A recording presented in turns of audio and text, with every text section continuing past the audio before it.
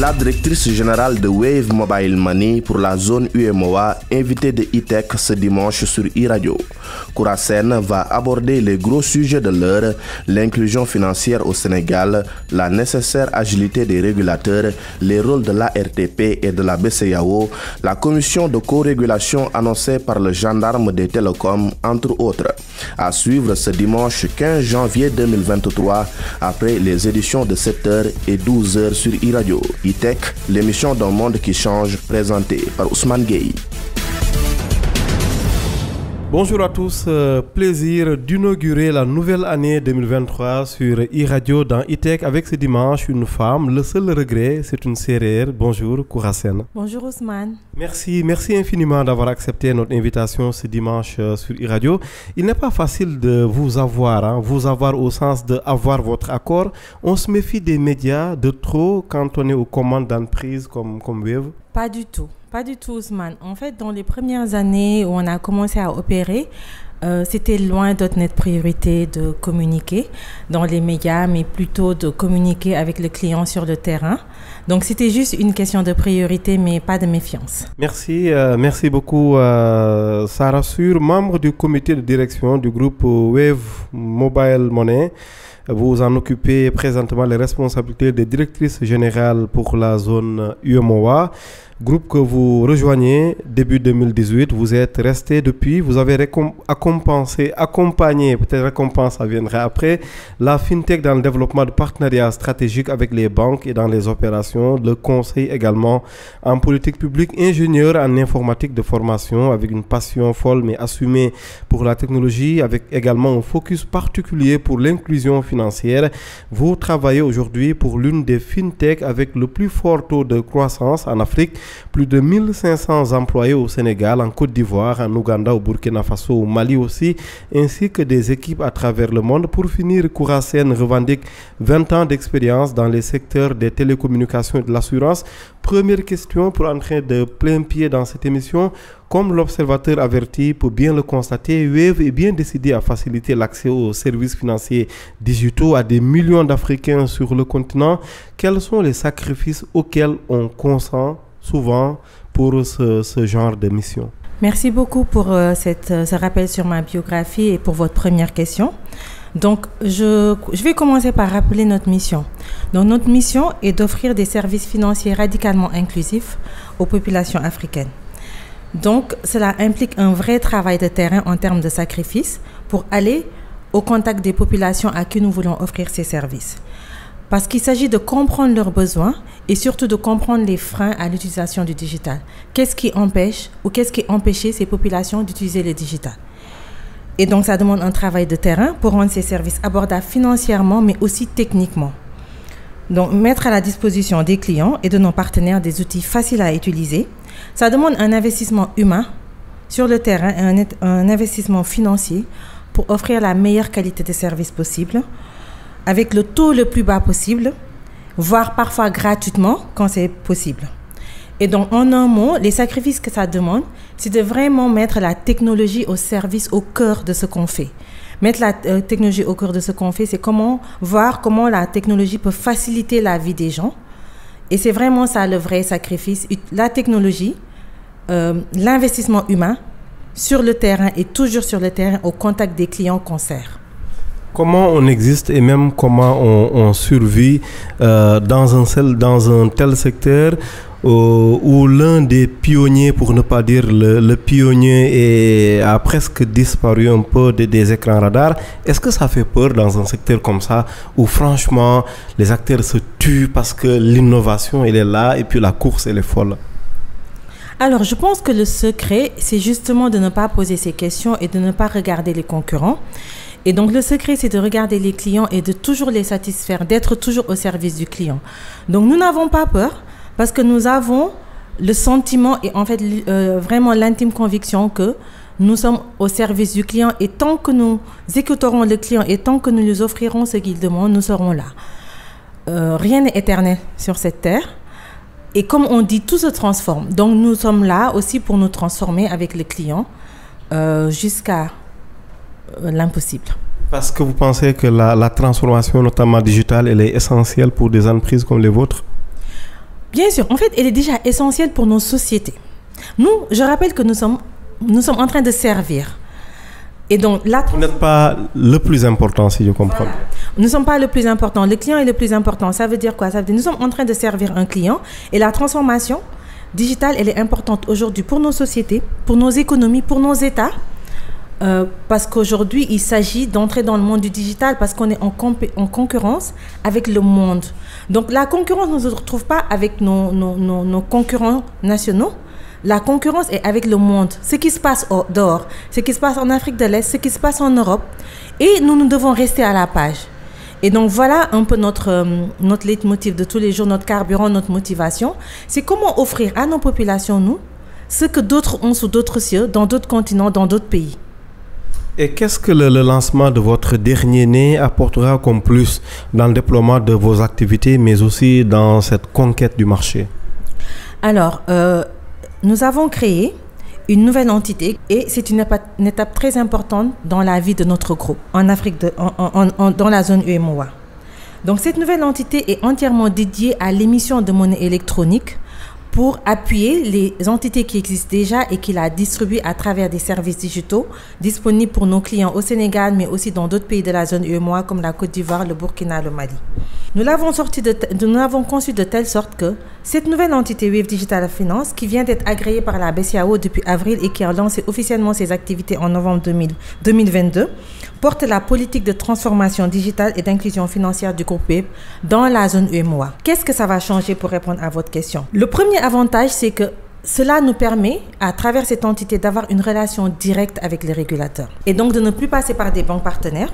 Ça nous donne de l'autonomie et ça nous permet de concevoir des produits aussi conformes que possible parce que nous avons un dialogue direct avec les régulateurs et nous pouvons lui présenter nos ambitions, nos produits et il peut nous faire un retour dessus qui permet de lancer des choses qui sont aussi bien attendues par nos clients mais qui sont aussi bien approuvées par les régulateurs. Donc nous avons les coups des franches pour aller à la conquête du marché de la manière la plus conforme, de la manière la plus rapide possible parce qu'on n'a plus d'intermédiaires pour discuter avec la BCEAO. Cet agrément aussi nous donne beaucoup plus de possibilités de partenariat. Avant l'agrément, étant partenaire avec des banques, nous sommes limités à des partenariats qu'avec ces banques-là. Ce qui fermait la porte à toutes les autres banques du Sénégal qui voulaient travailler avec nous. Donc, avec cette licence que nous voulons régionale, nous allons pouvoir travailler avec toutes les banques de la zone UEMOA et pouvoir offrir les meilleurs services à nos clients. Et beaucoup de ces services, aujourd'hui, l'accès nous était impossible quand on n'avait pas le statut de EMA. Oui, mais ce serait bien de nous arrêter un peu sur ce statut d'établissement de monnaie électronique parce que j'étais interpellé par pas mal d'internautes en ligne qui me demandent ce que ça veut dire au-delà de ce que vous venez de dire. Si après Wave va être émetteur de crypto-monnaie, bien entendu, la réponse est non. Bien sûr, la réponse est non. Alors, dans le système financier, nous avons des banques qui ont un agrément bancaire. Nous avons les établissements de monnaie électronique. Pour expliquer à un profane c'est quoi un établissement de monnaie électronique, c'est quelqu'un qui a été autorisé par la BCEAO à avoir le droit de transformer de la monnaie cash en monnaie électronique. Cette licence nous donne le droit d'être garant de tout l'argent qui circule dans les porte-monnaies Wave à travers la BCEAO, que cet argent-là, elle n'est pas juste irréel, elle n'est pas juste électronique. Il y a un équivalent qui existe. Et donc, avant, Wave travaillait en partenariat avec des banques parce que les banques de nature, elles sont émettrices de monnaie électronique. Donc, il y a les banques qui ont un pouvoir beaucoup plus étendu que les émetteurs de monnaie électronique parce qu'en plus d'être émetteurs de monnaie électronique, elles ont aussi une activité bancaire qui leur autorise à donner des prêts, à aider leurs clients à faire de l'épargne. Un émetteur de monnaie électronique ne peut pas offrir de crédit directement, ni offrir de l'épargne. Un émetteur de monnaie électronique peut offrir du crédit et de l'épargne en partenariat avec une banque. Et puis, il y a un statut d'intermédiaire en opération de banque. Nous n'avons pas ce statut. Et avant, le statut qu'on avait, c'était juste un statut de distributeur de monnaie électronique. Donc, quand on est distributeur de monnaie électronique, on travaille avec une banque ou un émetteur de monnaie électronique qui a déjà cet agrément. Donc, je ne sais pas si c'est clair pour les profanes de savoir ce que... Donc, aujourd'hui, ce qui s'est passé, c'est que la BCEAO nous a donné le droit, et c'est une grande confiance, de pouvoir convertir de la monnaie réelle, cash, en monnaie électronique et d'en porter toute la responsabilité, au lieu que ce soit des banques qui portent la responsabilité pour nous. Je pense que c'est clair dans la tête de nos auditeurs. Votre statut de monnaie, d'établissement de monnaie électronique est décisif. Donc, on le voit, l'ARTP a fini par rétablir votre droit à vendre du crédit Orange sur votre application. Quel était le souci majeur avec l'opérateur dit historique et qui fait qu'on a pris autant de temps pour arriver à ce dénouement? Alors, je vais commencer par rappeler que le Code des télécommunications du Sénégal, en ses articles 76 et 84, donne aux sociétés de télécommunications la possibilité de proposer des services financiers mobiles. Mais sous deux conditions. Elle leur demande de filialiser. Ça veut dire qu'une société de télécommunications ne peut pas offrir directement le service de monnaie électronique, mais doit passer par une filiale indépendante. Et la deuxième condition, c'est que cette société de télécommunications doit offrir les mêmes conditions techniques et financières à sa filiale qu'aux concurrents de cette filiale. Parce que je rappelle qu'une société de télécommunications est un fournisseur de services pour nous les opérateurs de monnaie électronique. Ils doivent nous fournir des services SMS pour qu'on puisse notifier nos clients de leurs transactions par SMS. Elles doivent pouvoir nous fournir des services de voix pour que nos clients puissent nous appeler gratuitement quand ils ont des problèmes conformément à la réglementation. Pour ne citer que ces deux services majeurs.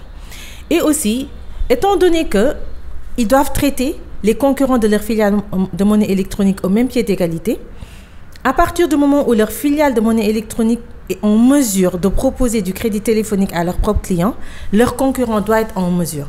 Donc c'était ça le nœud du problème. Dès mars 2021, le régulateur a pris une décision qu'elle a rendue publique en juin 2021 pour demander à ce qu'on puisse avoir cette possibilité. Qu'est-ce qui s'est passé? Donc le rôle du régulateur est de veiller à l'application de ce code. Et c'est vrai qu'il a fallu plusieurs mois, 18 mois entre mars 2021 et novembre 2022 pour que les clients de Wave et de cet opérateur puissent avoir le droit, parce que je rappelle que ce sont des clients que nous avons en commun. Les clients n'appartiennent ni à Wave ni à cet opérateur. Ce sont des clients en commun. Et donc, il a fallu 18 mois pour que le régulateur puisse aboutir à une entente. Pendant ce temps, nous n'avons jamais baissé les bras. Il était clair que malgré la décision très rapide de la RTP, dès qu'on les a saisis, il était clair qu'il fallait lever un à un les obstacles qui devaient permettre la mise en œuvre de cette décision. Entre une décision et sa mise en œuvre, il y a un gap. Mais nous avons été résilients et nous avons suivi pas à pas. Aujourd'hui, ce serait vraiment contre-productif, Ousmane, de rentrer dans les détails de ce qui s'est passé pendant les 18 mois.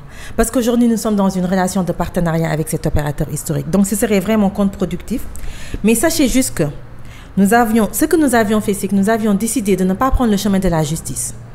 Parce que c'était une question de concurrence déloyale qui aurait pu être amenée devant la justice, mais nous avions choisi de ne pas suivre ce chemin parce que c'est un chemin long et qui allait crisper les parties.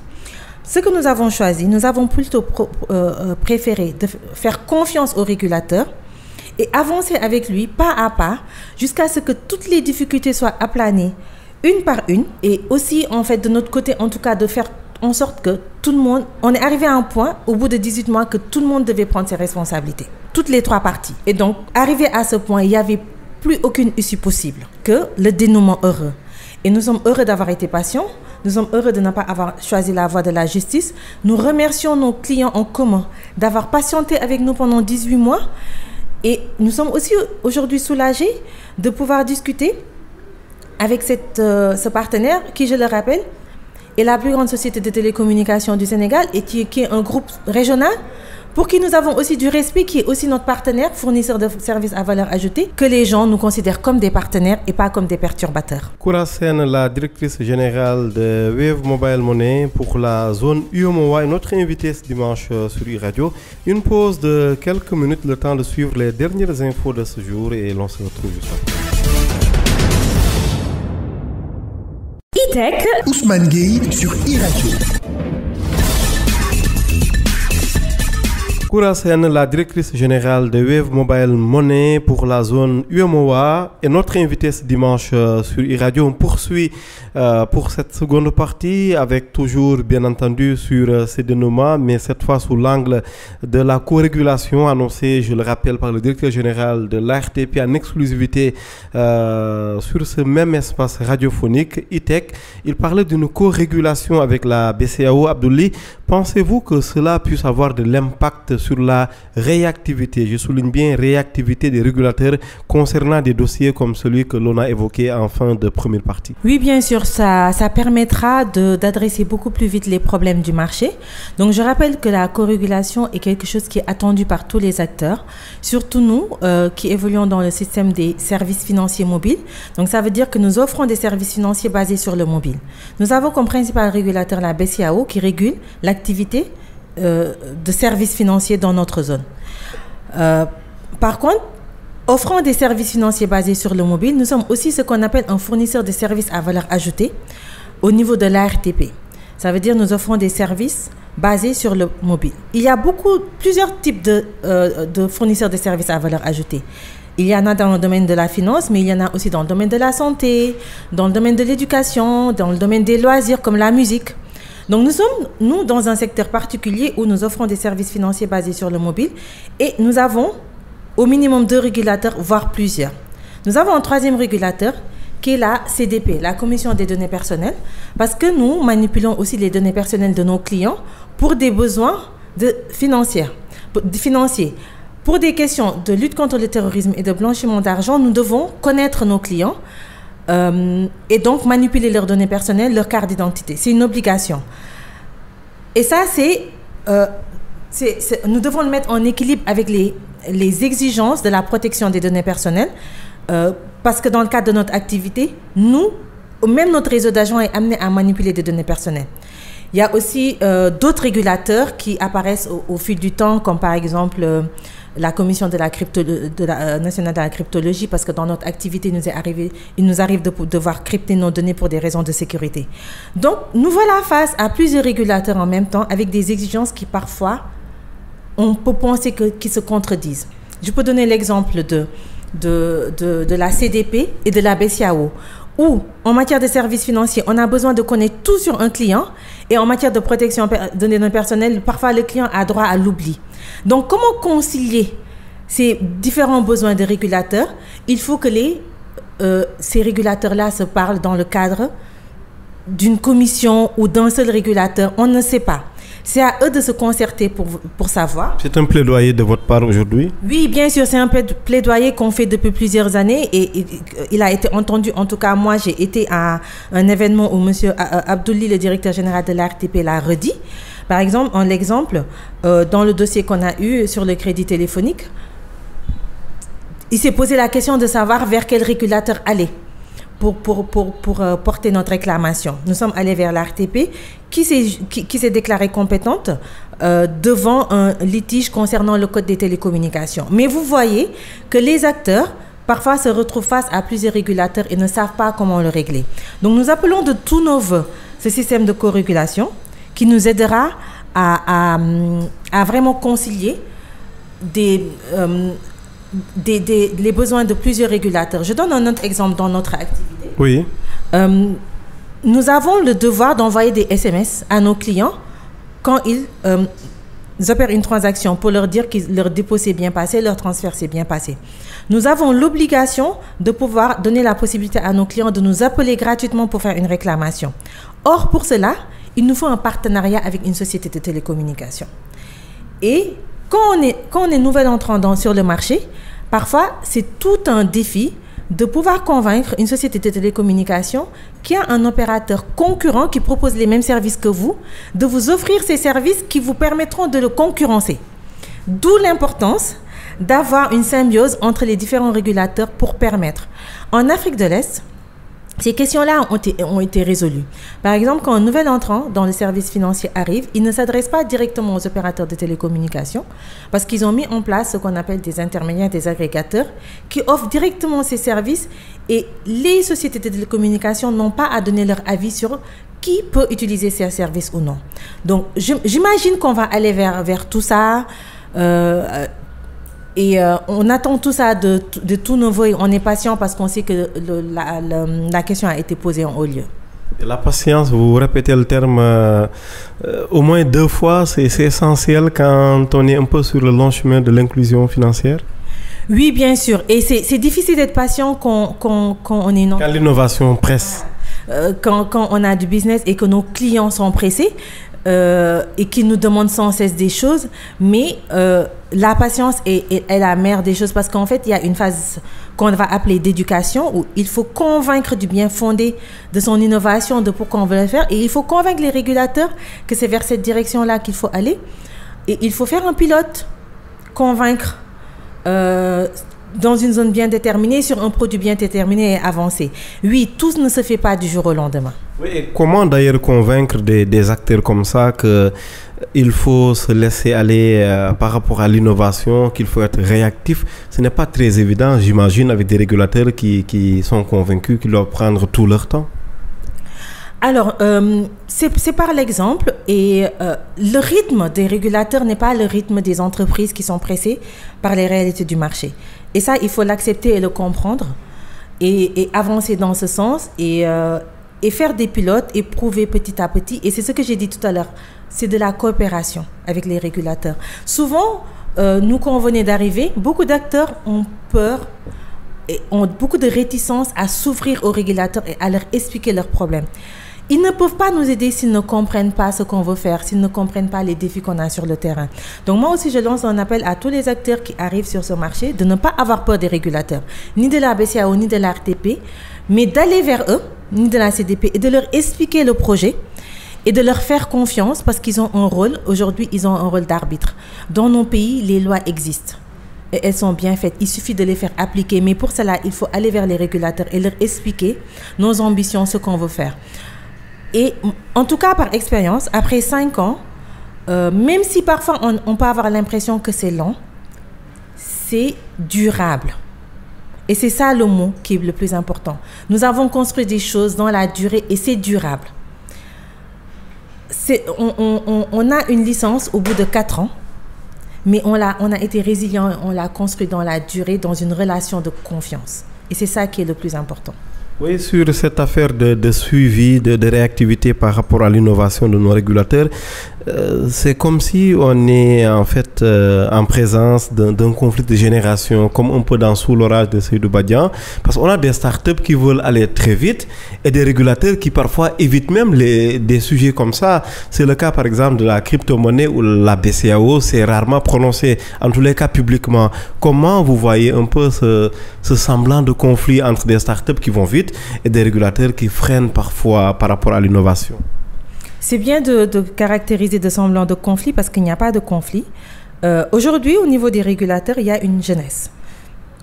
Qui, en tout cas, ça se renouvelle, il y a une jeunesse, il y a un désir et un souhait de comprendre ce qu'on veut. Mais globalement, ce ne sont pas des jeunes qui dirigent les régulateurs, justement. On peut faire le tour au Sénégal. C'est normal que ce ne soit pas des jeunes parce qu'il faut avoir assez d'expérience pour arriver à ce niveau. Mais dans les équipes, il y a des jeunes. Nous, nos interlocuteurs au quotidien. Sont-ils écoutés? C'est ça la grande question. Je ne suis pas dans le secret des dieux, je ne suis pas en interne.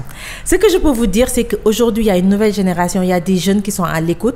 Le régulateur est plus que jamais à l'écoute. Je pense qu'on va en parler tout à l'heure de l'association des FinTech. En tout cas, ils ont un souhait d'écouter et ils ont aussi un souhait de renouvellement. Ils ont recruté récemment, dans les dernières années, des jeunes qui écoutent et qui sont de notre génération et de la même sensibilité. Ça, c'était la première partie. La deuxième partie, c'est que ils ont aussi envie. Ce que je veux dire, par exemple, si je veux parler de la BCEAO, et même dans le dossier du crédit téléphonique, il y a eu une réelle volonté des régulateurs d'aller dans le sens du client. Le régulateur, c'est quoi sa préoccupation? C'est protéger le client final. Comme je l'ai dit tout à l'heure, à partir du moment où nous allons vers eux, leur expliquer ce qu'on veut faire et les rassurer sur le fait que c'est de l'innovation, mais ça protège le client, on avance. Pas au rythme auquel on voudrait, mais on avance. Ce qu'il ne faut pas, c'est qu'ils découvrent qu'on a fait des choses sans leur dire. Pour en revenir sur la crypto, je pense que la crypto-monnaie, je pense que ce serait injuste d'incriminer la BCEAO parce que je ne pense pas que la crypto-monnaie soit autorisée par d'autres banques centrales de par le monde. La BCEAO n'est pas en retard. Mais les autres banques en parlent ouvertement et sereinement.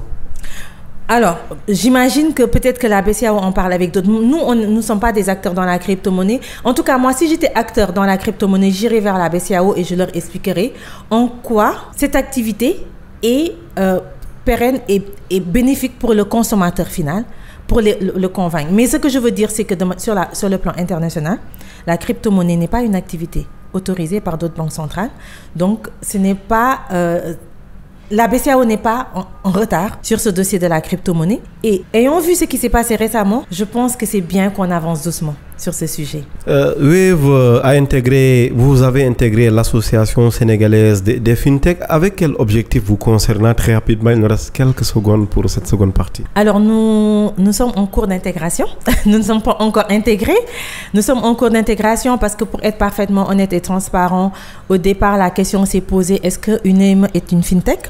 J'en profite pour lancer un plaidoyer pour dire, EME, distributeur, c'est juste un statut. Une fintech, c'est un opérateur qui propose des services financiers mobiles. Donc, à la rigueur, même une banque est une fintech quand elle propose des services financiers basés sur le mobile. Donc oui, nous souhaitons de tout notre cœur d'adhérer à cette association des fintech. Et cette association, justement, va servir à porter à la connaissance du régulateur les innovations qui doivent être mises en œuvre, parce qu'en fait, ce sont les fintechs qui sont au cœur, sur le terrain, en contact avec les populations et qui savent ce que la jeune génération attend des services financiers mobiles.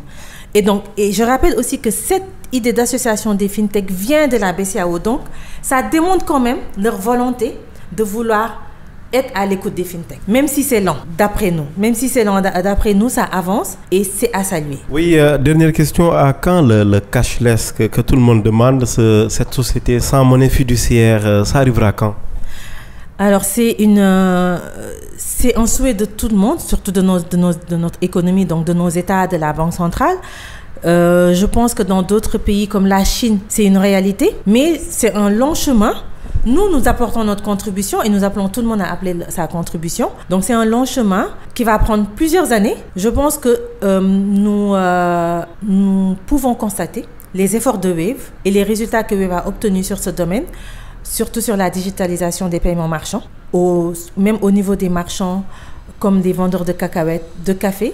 Et donc, c'est le chemin. Il faut juste que chacun fasse sa part, chacun contribue pour améliorer et apporter cette digitalisation de nos économies qui va aboutir à une société cashless. Kourassène, chez Wave, Fatou Sow Kane à Expresso, et on vient d'avoir l'information. Madame Aminata Ndiaye, directrice générale adjointe au groupe Sonatel, ce sont les années des femmes dans les TIC au Sénégal? Je ne dirais pas dans les TIC, c'est le résultat de plusieurs générations de politiques pour les femmes.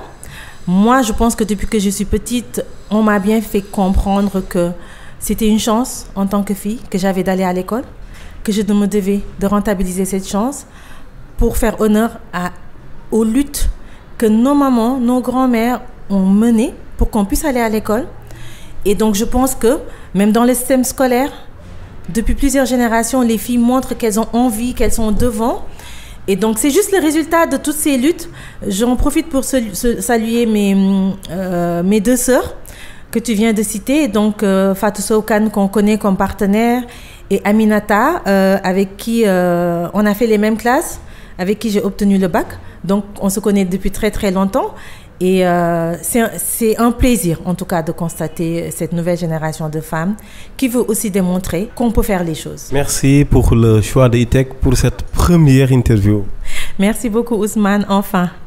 Enfin, Kourassène était notre invitée ce dimanche sur e-Radio, directrice générale pour la zone UEMOA de Wave Mobile Money, ingénieure en informatique de formation. Merci infiniment, encore une fois, d'avoir accepté notre invitation. Merci, très chers amis auditeurs, pour la fidélité. Excellent dimanche et excellente semaine.